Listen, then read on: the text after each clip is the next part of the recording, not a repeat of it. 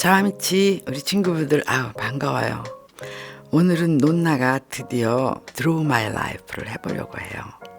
우리 친구분들이 항상 궁금해하셨던 논나의 탄생부터 유년 시절 그리고 이탈리아 유학생활과 커리어까지 모두 알려드리려고요. 오늘 그림 그려줄 사람은 누굴까요? 바로 제 아들이에요. Ciao amici. 아들, 엄마 좀 예쁘게 그려주세요. 부탁합니다. 어머니 민보를 담을 수 있을지 모르겠지만 열심히 해볼게요. 자, 그럼 저는 우리 아들만 믿고 Draw My Life를 시작해 볼게요. 6.25 동란 중에 충청도 공주산골로 피난을 가신 부모님은 1952년 10월 1일 지푸라기가 깔린 토방에서 저를 낳으셨대요. 1953년 전쟁이 끝나고 우리 가족은 서울 용산으로 이사를 했대요. 마음이 따뜻하고 행복한 유년 시절을 보냈어요. 저는 어려서 유난히 팔다리가 마르고 길어서 병아리다리라는 별명으로 불렸어요. 사실 얼굴은 작고 입은 유난히 컸던 아주 못생긴 아이였죠. 어렸을 적엔 병치레를 자주 했었대요. 지금은 아주 건강해요. 중학생 때 한 번 더 부가연동으로 이사를 했는데 처음으로 생긴 내 방에 뛸 듯이 깊었던 기억이 있답니다. 둥그런 창이 있던 방이었는데 이 방에서 많은 꿈을 키웠었죠. 여름엔 별자리를 헤아리고 책도 읽고 옷도 만들었던 추억이 있어요. 저는 미동초등학교를 다녔어요. 학급수 학생 수가 많아서 기네스북에까지 올랐대요. 여러분들 상상되세요? 그 시절에 한 학년에 18반까지 있었고 한 반에는 130명이 함께 공부했어요. 종전 직후라 학교에 전쟁고아가 참 많았어요. 아프고 배고픈 친구들이 많아 그 당시엔 간호사가 돼서 어린이들을 돌보겠다는 꿈을 키우기도 했었어요. 중학교에 진학할 무렵 저는 교복이 예쁜 학교를 가고 싶었어요. 엉뚱하죠? 저는 예쁜 옷을 만드는 디자이너가 되고 싶은 게 꿈이었잖아요. 하지만 엄격한 아버지는 우리 명숙이를 현모양처럼 만들어줄 학교에 보내야지 라고 하시면서 제가 갈 학교를 점 찍으셨죠. 사실 어린 저는 그 학교에 가기 싫었어요. 부친의 강권으로 가기 싫었던 중학교를 갔으니 학교 생활이 당연히 재미가 없었겠죠. 근데 다행히 미술, 재봉, 가사 시간은 즐거웠어요. 이때 만든 과제물들은 고이 간직해서 지금까지도 집에서 사용하고 있죠. 할머니 영상에서 우리 아미씨들 여러 번 보셨죠? 소녀 장명숙에게 고등학교 시절은 질풍노도의 시기였어요. 사춘기를 심하게 앓았던 것 같아요. 이 시절의 유일한 취미는 음악이었어요. 그때 우연히 이탈리아 가수의 음악회에 가서 들었던 깐쪼네가 너무 아름다웠어요. 그때 속으로 언젠가 내가 저 나라 말을 꼭 배워버리라 하면서 뜻도 모르는 깐쪼네를 매일 흥얼거렸죠. 대학을 결정할 때는 저도 많은 고민을 했었죠. 어려서부터 호기심이 많아 해보고 싶은 직업이 많았거든요. 진학을 결정할 무렵엔 기자와 디자이너에 관심을 갖고 있었어요. 여자가 기자를 한다고? 신문방송학과로 진학하겠다는 뜻을 말씀드렸을 때 아버지는 깜짝 놀라셨어요. 딸을 현모양처럼 만들고 싶은 아버지의 뜻은 생각보다 완고하셨어요. 하지만 저도 이번에는 제가 가고 싶은 학과로 진학하겠다고 마음을 굳게 먹었었죠. 아버지를 설득하고 또 설득했어요. 이번에는 아버지가 제 설득에 넘어가 주셔서 미술대학으로 진학할 수 있었어요. 미술대학에 진학해서는 본격적으로 꿈을 이루기 위한 일들을 준비해 나갔어요. 그 꿈은 바로 유학이에요. 보수적인 아버지는 큰딸이 대학 졸업 후 바로 결혼하기를 바라셨죠. 유학을 가고 싶다고 슬쩍 말씀드릴 때마다 여자 혼자 해외 유학은 안 된다고 단호히 거절하셨답니다. 반세기 전이잖아요. 하지만 이번엔 저도 꿈을 꺾지 않았어요. 그 당시엔 구하기 힘든 유럽이나 미국의 패션지를 아버지 몰래 구해서 읽으면서 꿈을 키웠죠. 대학교 4학년 2학기 때 교수님께서 너와 분위기가 닮은 후배가 있는데 한번 만나보지 않겠냐고 소개를 해주셨어요. 디자인을 전공하고 대학에서 교편을 잡고 있던 사람이었어요. 차분하고 반듯한 성품에 세상에 이태리 유학을 꿈꾼다고 그러잖아요. 여기서 그만 제 마음이 흔들렸죠. 대학을 졸업하도록 연애도 제대로 못하고 있던 큰딸이 데이트를 시작하자 부모님은 정말 기뻐하셨어요. 그리고 일사천리로 결혼을 진행시키시는 거예요. 겁이 났지만 졸업하자마자 결혼식을 올렸습니다. 그리고 10달 만에 첫째 아들이 태어났죠. 이때부터 제가 엄마가 된 거예요. 첫 아이가 태어나 기뻤고 엄마로 시간을 보내느라 바빴지만 어릴 적부터 꿔온 꿈도 미룰 수 없었어요. 드디어 78년 남편과 이탈리아로 유학길에 올랐습니다.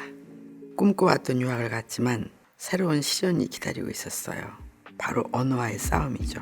2년간 그야말로 머리에서 쥐가 날 정도로 이탈리아와 디자인을 공부했죠. 밤이고 낮이고 뉴스를 들으며 언어를 익혔어요. 1970년대 말에는 이탈리아의 동양인이 정말 드물었어요. 거리를 다니면 휘파람을 불거나 시선을 떼지 못하는 사람들이 정말 많았답니다. 한 번은 10대 남학생이 따라와서 수줍게 고백하기도 했어요. 그럴 때마다 얘 내가 네 누나뻘이야 하고 속으로 웃기도 했죠. 또 한 가지, 저는 이때 평생의 은사님 브라가 선생님을 만나게 됐어요. 선생님 저를 너무 아껴주셨죠. 너는 디자이너를 하기엔 보수적이고 선생님을 하기엔 끼가 많아서 평생 갈등이 많을 거라고 저를 평가해 주신 분이에요. 제가 귀국을 준비할 때 선생님은 광주 사태에 관한 뉴스를 들으시고는 한국은 위험하니 돌아가지 말고 내 곁에 남아달라고 간청하시기도 했었어요. 그땐 귀국했지만 평생 연락하며 좋은 인연을 이어가고 있죠.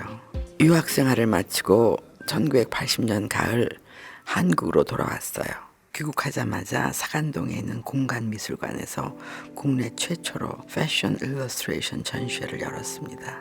전쟁 같았던 유학의 작은 결실이었죠. 이후에는 최초의 밀라노 유학생이라는 덕을 톡톡히 본 세월이라고 말할 수 있겠네요.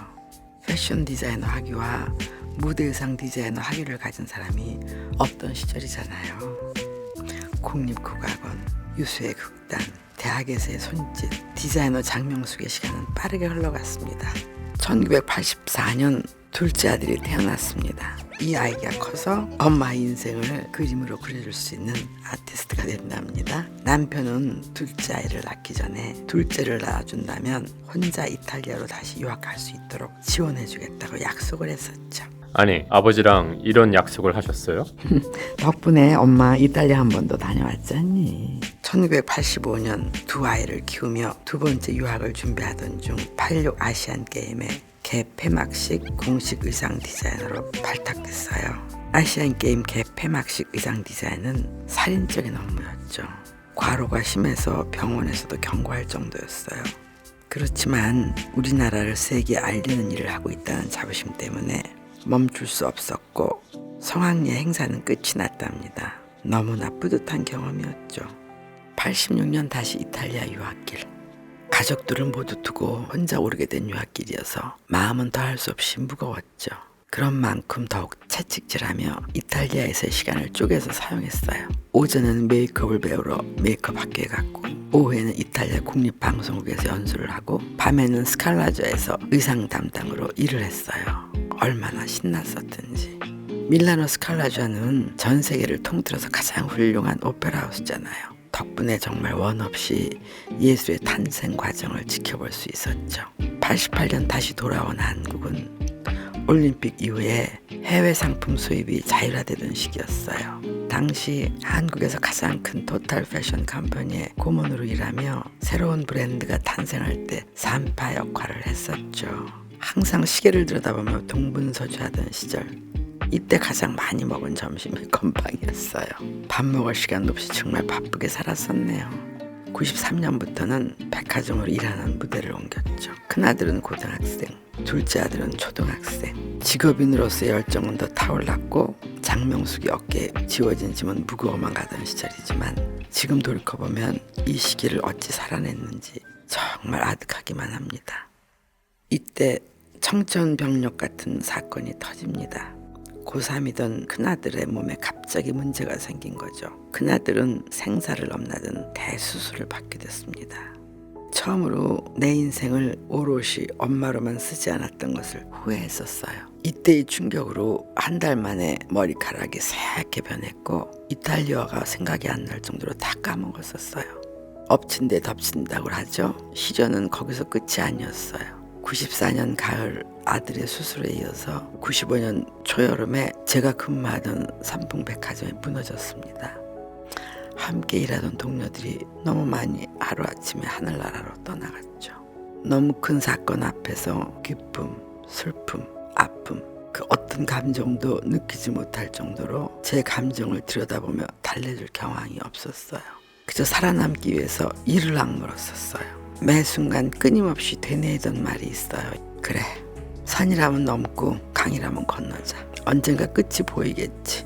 명수가 이 시기 잘 견뎌내면 나중에 내가 큰 선물 줄게. 이렇게 제가 저를 다독였습니다. 드디어 2004년 첫 아들에 이어 둘째 아들까지 무사히 대학에 보내고 인간 장명숙의 삶을 다시 찾아보기로 결심을 했답니다. 1년의 절반은 밀라노에서 오롯이 살며 장명숙만을 위한 시간으로 채워보자. 책도 쓰고 여행도 하고 싶었던 일들도 마음껏 해보자. 그 이후 밀라노와 한국을 오가면서 양국의 문화교류를 위한 일을 하며 뜻깊고 보람있는 시간을 보냈죠. 어린 시절 운명적으로 이끌렸던 이탈리아와의 인연이 드디어 결실을 맺는 순간이 온 거죠. 유튜브 한번 해보시면 어떨까요? 어느 날 지인의 권유로 운명같이 68세의 나이에 유튜브를 시작하게 됐습니다. 호기심 많던 소녀는 할머니가 돼서도 여전히 새로운 일에 가슴이 설렜죠. 밀라노 왔다 갔다 사는 할머니라서 채널 이름은 밀라노나. 유튜브가 뭔지도 제대로 몰랐던 제가 카메라 앞에 섰는데 예상외로 반응이 뜨거웠어요. 그리고 세상에나 전 세계에서 수십만 명의 친구를 얻게 됐잖아요. 늘 발을 동동 구르며 바쁘게 살았던 지난날, 영화 같기만 했던 큰 시련들, 고비고비 지나올 때는 끝이 없을 것 같았는데 이렇게 막상 정리하고 보니 한 줌 모래같이 느껴지네요. 제가 힘들 때마다 외웠던 시가 있었어요. 앉은 자리가 꽃자리니라. 내가 시방 가시방석처럼 여기는 너의 앉은 그 자리가 바로 꽃자리니라. 우리 친구분들 오늘 론나의 Draw My Life 재밌게 보셨어요? 그래도 69년 인생인데 적고 보니까 에게 요거야 하는 생각이 드네요. 자, 그럼 다음 시간에 또 만나요. 차와미치.